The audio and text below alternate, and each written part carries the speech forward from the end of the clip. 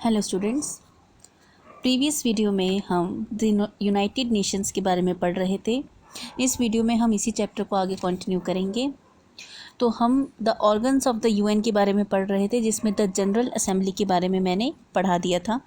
अब आपका टॉपिक है the security council. Security council बहुत इम्पॉर्टेंट और सबसे ज़्यादा इम्पॉर्टेंट कह सकते हो आप ऑर्गन है यूएन का।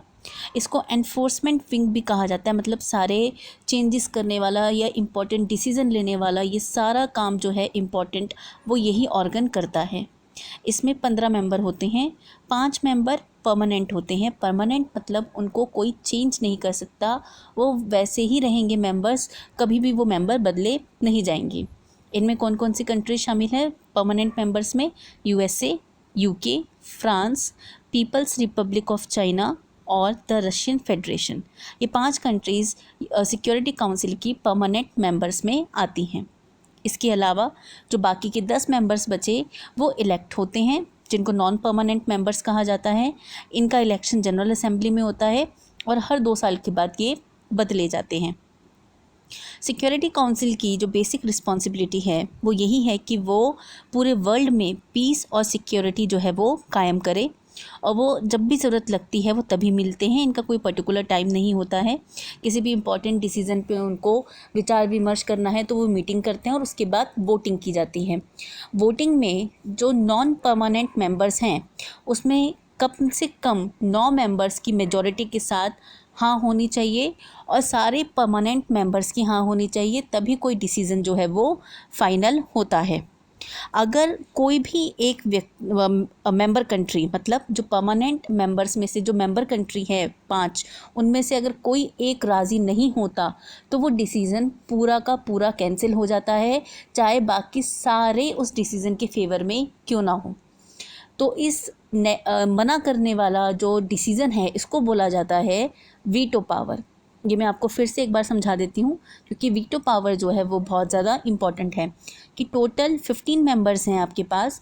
15 मेंबर्स में से अगर मेजॉरिटी से नॉन परमानेंट मेंबर्स ने एक डिसीज़न को फाइनल कर दिया है कि हम इस डिसीज़न पे राज़ी हैं, ये हो गई नॉन परमानेंट मेंबर्स की बात।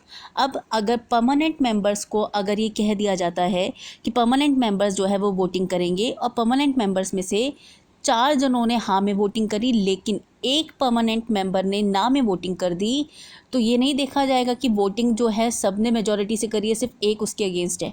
अगर एक भी अगेंस्ट हो गया परमानेंट मेंबर्स में से तो वो पूरा रेजोल्यूशन जो है वो कैंसिल हो जाएगा। इसीलिए किसी भी रेजोल्यूशन को पास होने के लिए 5 परमानेंट मेंबर्स का एग्री होना ज़रूरी है, और यही एक नेगेटिव वोट जो इनके हाथ में है परमानेंट मेंबर्स के, इसको बोला जाता है वीटो पावर, जो कि बहुत इम्पॉर्टेंट है।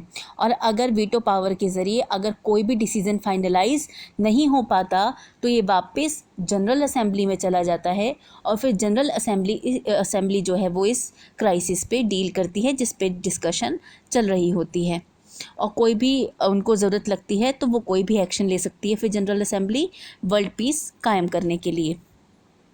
अब है इसके इम्पॉर्टेंट फंक्शंस कि सिक्योरिटी काउंसिल के इम्पॉर्टेंट फंक्शंस कौन कौन से होते हैं। कि इंटरनेशनली जो भी डिस्प्यूट्स हुए हैं उनको सॉल्व करना और बहुत शांतिपूर्वक जो है इन डिस्प्यूट्स को सेटलिंग करना। इसके अलावा जो मेंबर स्टेट्स हैं उनको बुलाना और उनसे ये डिस्कस करना कि जो एग्रेसर है, एग्रेसर यानी कि जो विश्व शांति के अगेंस्ट काम कर रहा है, उसके ऊपर किस तरीके से इकोनॉमिक सेक्शंस लगाए जा सकते हैं। और इसके अलावा अगर उस एग्रेसर के अगेंस्ट मिलिट्री एक्शन लेने हैं तो वो भी ये सिक्योरिटी काउंसिल ही डिसीज़न लेती है। तो इसीलिए सिक्योरिटी काउंसिल जो यूएन के जितने भी ऑर्गन्स हैं उन सब ऑर्गन्स में सबसे इम्पॉर्टेंट ऑर्गन माना जाता है। अब आपका नेक्स्ट टॉपिक है international court of justice. The international court of justice के अंदर 15 जज होते हैं जो अलग अलग कंट्रीज़ के अंदर होते हैं, कंट्रीज से चुने जाते हैं। ये जनरल असेंबली और सिक्योरिटी काउंसिल मिलकर चुनते हैं। हर जज का जो टर्म है वो 9 साल का होता है। 9 साल के बाद नया जज जो है वो चुना जाता है। एक कंट्री से 2 जज नहीं चुने जा सकते। इट मीन्स 15 जज अगर चुने गए हैं तो 15 अलग अलग कंट्री से ही चुने जाएंगे। अब इस इंटरनेशनल कोर्ट ऑफ जस्टिस के मेन फंक्शंस क्या होते हैं कि अगर जो मेंबर नेशंस हैं यानी कि यूनाइटेड नेशन की जो भी मेंबर कंट्रीज़ हैं उनके बीच में अगर कोई प्रॉब्लम हो जाती है तो उस डिस्प्यूट को सॉल्व करना, या फिर यूएन के जो बाकी ऑर्गन्स हैं उनको लीगल एडवाइस देना अगर वो चाहते हैं कि भाई हमें इस टॉपिक पे, इस पॉइंट पे आपकी कोई लीगल एडवाइस चाहिए, तो वो एडवाइस जो है वो ये कोर्ट दे सकता है।